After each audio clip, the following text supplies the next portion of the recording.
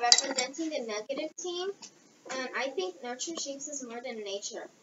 A famous saying is, if you don't try anything new in life, you haven't done anything meaningful in life.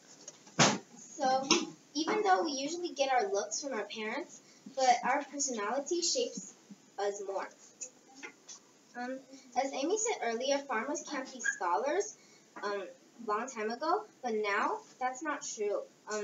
You don't have to follow your parents' path, and usually children don't follow their parents' path in life. For example, if a child does not get any education at all in his or her childhood, he or she probably won't turn out very intelligent and probably won't get a very good job.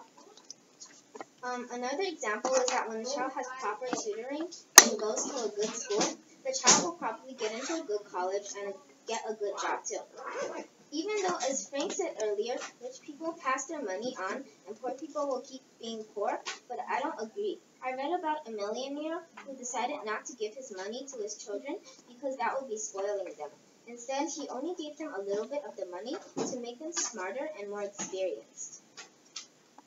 Also, if a person from a poor family is very clever, and after he or she studies, he or she could become a very successful person.